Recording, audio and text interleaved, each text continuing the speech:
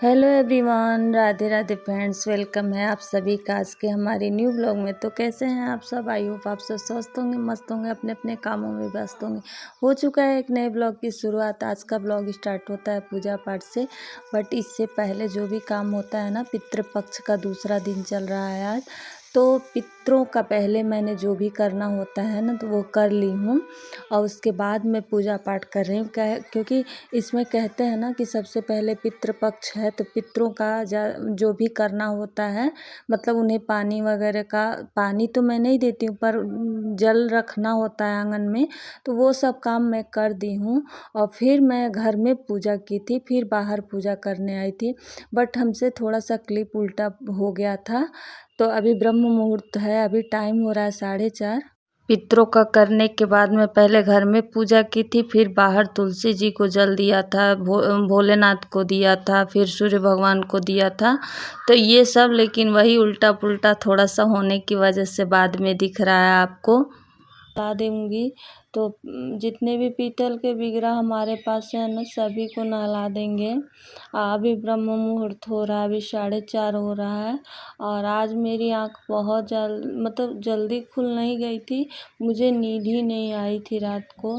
Live वाइव आने के बाद से ना खूब ज़ोरदार बारिश हो रही थी और खूब तेज़ हवा चल रहा था। तो जब बहुत तेज़ रात को हवा चलता है ना, तो पता नहीं क्यों मेरी आँख खुल जाती है उसी टाइम। भले गहरी नींद में मैं सोई हूँ तो क्या है, लेकिन बहुत तेज़ ज़ोरदार हवा चल रही थी, मतलब चीज़ें गिर रही थी। तो इस वजह से दरवाजे बहुत तेज़ शोर कर रहे थे, तो इसलिए ना खराब हो गई है। तो उठ गई थी मैं, बहुत देर देखते देखते मैंने ब्लॉग एडिट कर लिया। फिर भी तो फिर मैं उठ के काम करने लगी। और अच्छा हुआ कि मैं अच्छे से उठ गई, सारा अपना योगा मेडिटेशन कर लिया, झाड़ू पोछा कर लिया। तो छत पे उस टाइम ना इधर बहुत तेज़ बारिश हो रही थी, तो पूरा मैंने ना पानी पानी हुआ था, तो पूरा पानी मैंने अच्छे से झाड़ू से पूरा लगा दिया। तो जब पानी वो हो गया, बह गया, तो फिर से हवा चला तो छत सूख गया। अब बहुत देर पहले की मैं काम कर रही थी, तो मैं झाड़ू पोछे का आज कुछ भी शूट नहीं की हूँ और सिर्फ नहाने धोने पूजा पाठ से स्टार्ट की हूँ। तो सारा काम मुझे कम से कम आज ना 1.5 घंटे लगे थे काम करने में। झाड़ू पोछा, फूल वगैरह ला, ये सब की ये काम, फिर मैंने अपना मेडिटेशन, योगा बहुत अच्छे से किया आज सब कुछ। उसके बाद अभी देखिए नहा के आ गई हूँ, फिर भी अभी 4:30 ही हो रहा है। तो किसी किसी दिन हो जाता है ना कि आँख नहीं खुलती है, और किसी किसी दिन ऐसा हो जाता है कि नींद ही नहीं लगती है। तो फिर वही सर दुखने लगता है। जब प्रॉपर नींद नहीं आएगी इंसान को तो सर दुखने लगता है।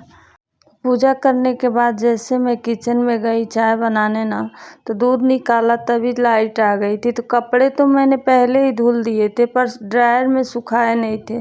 और सूख जाते हैं कपड़े ना तो ठीक रहते हैं। आजकल क्या ही पता कब बारिश का एक आध बूंदा आने लग रहा है और फिर कब धूप हो जा रही है।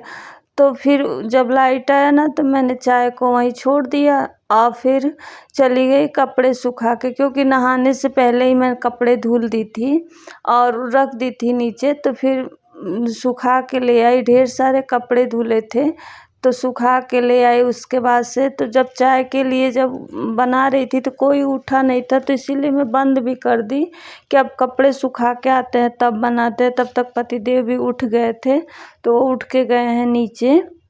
तो पूछ रहे हैं कि तुम्हारा सारा काम हो गया क्या भाई, तुमको नींद नहीं आती है? तो ऐसा ही कुछ बोल रहे थे।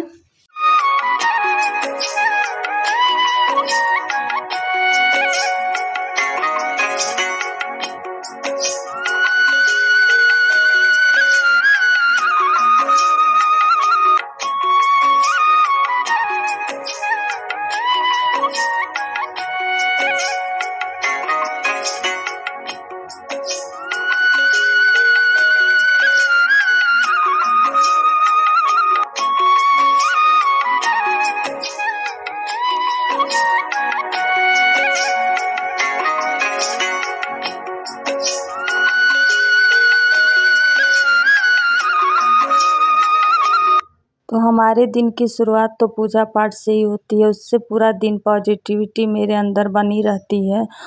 तो भगवान जी इतने सुंदर से लग रहे थे ना, सच बताऊं तो सुबह सुबह भगवान जी को देखो तो इतना अच्छा लगता है ना। तो हमारी सुबह की शुरुआत, रात का एंड तो भगवान जी से ही होता है। तो भगवान जी को बिना देखे तो चैन ही नहीं मिलता। वो मतलब सच बताऊं तो घर मंदिर सा ही हो गया है घर में। मतलब सुबह उठते ही भगवान का दर्शन, और सुबह शाम को रात को सोते हुए भगवान का दर्शन। तो मंदिर तो डेली नहीं जा पाता, पर हम घर को ही मंदिर बना दिए हैं अपने। तो उसके बाद मैं आ गई थी ना, और आज हस्बैंड को जल्दी भी जाना है, तो फिर पूजा पाठ करके आ गई थी। तो मैं सोची थी कि मैं क्या ही करूं, तो मुझे अभी एक ब्लॉग और एडिट करना है, पर लाइट अभी कट जाएगा ना, तो मैं सोची हूँ कि चाय बना लेती हूँ और एक तरफ आलू रख देते हैं। तो और जो पीसने वाली चीज़ें हैं ना, दाल पीसनी है मुझे, चटनी बनानी है, तो ये सब पीस के रख लेती हूँ और फिर मैं एडिट करूँगी ब्लॉग, और फिर टाइम से फिर बनाऊँगी खाना। लेकिन क्या हुआ, फिर हस्बैंड बोले मुझे जल्दी जाना है, तो फटाफट से मैंने पहले काम निपटाया। तो यहाँ मुझे बनानी थी मूंग दाल के चीले। तो मूंग दाल के चीले के लिए मैंने पहले धनिया पीस लिया था, धनिया की चटनी। तो धनिया की चटनी में मैंने डाला था जीरा और अदरक, हरी मिर्च और लहसुन मैंने नहीं डाला था, क्योंकि भगवान जी को भी भोग लगाना था। और उसके बाद से फिर से मैंने दाल पीसना शुरू किया।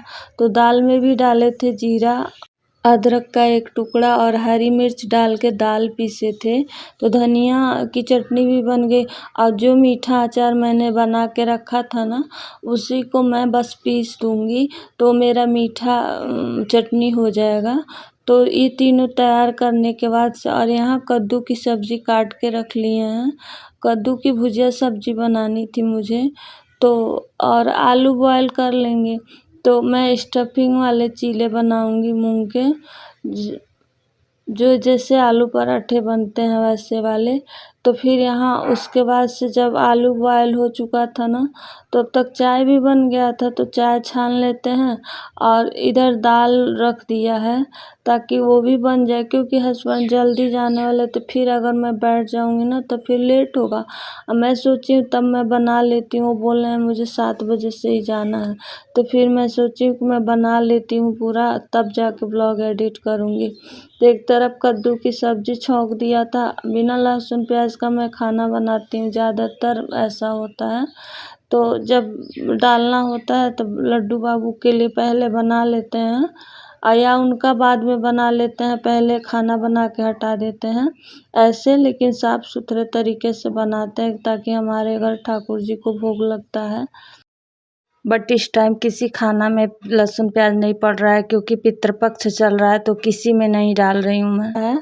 तो यहाँ पे ना वो जो दाल पीस के मैं रखी थी ना, उसमें मैं डाल दूँगी 2 चम्मच सूजी, और थोड़ा सा ज़्यादा हो गया था मेरे पास, 2.25 चम्मच मान के चलिए। और 2 ही चम्मच उसमें बेसन डाल देंगे। इससे चीले का टेस्ट बहुत अच्छा होता है, चीला क्रिस्पी भी होता है इससे।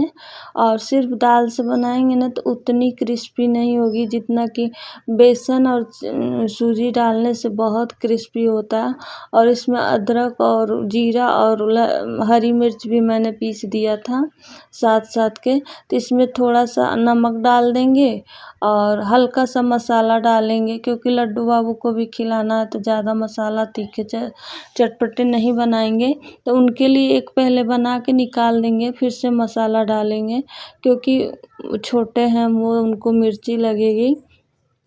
तो इस वजह से उसके बाद पानी डाल के इसको जितना चाहिए हमको उतना बना लेंगे। तो बहुत कम पीसे हम दोनों लोग के लिए इतना काफ़ी हो जाता है। देवर जी तो है नहीं, तो वो इतना काफ़ी हो जाएगा, क्योंकि हस्बैंड में हमारे ज़्यादातर ये सब चीज़ें खाते नहीं हैं। अगर बहुत कोशिश किया था तो एक खाए थे, और उसके बाद लड्डू बाबू को भोग लगाया था, और उसमें भी एक चीले मैं खा पाती हूँ, क्योंकि ये बहुत मतलब हैवी हो जाते हैं। तो चीले ये बहुत फ़ायदेमंद होते हैं और टेस्टी भी होते हैं और इसमें कोई नुकसान करने वाली चीज़ नहीं होती है। तो कद्दू की सब्ज़ी बन गई थी तो फिर वही कढ़ाई में धुल के तेल डाल दी थी, हरी मिर्च हल्का सा डाल दिया था, जीरा डाल दिया था, पंचफोरन डाल दिया था। उसके बाद से उसमें डाल दिया था मैंने थोड़ा सा गरम मसाला, थोड़ा सा धनिया पाउडर डाल दिया था। और उसके बाद जो आलू मैंने बॉयल करके रखे थे ना, तो नमक वगैरह डालने के बाद जो आलू मैश करके बॉयल करके रखे थे उसे मैश करके डाल देंगे और थोड़ी देर चला देंगे। तो जब आलू नमक वगैरह सब कुछ मिल जाएगा ना, तो फिर इसको जैसे आलू पराठा बनाया जाता है वैसे इसकी स्टफिंग तैयार हो जाएगी। और जो चाहे उसमें प्याज भी डाल सकता है, पर मैं प्याज अगर लड्डू बाबू को नहीं खिलाना होता तो डालती, लेकिन नहीं, उनको खिलाना था तो मैं सोची इतना सुबह टाइम नहीं होता है कि अलग अलग बार बार बनाऊं।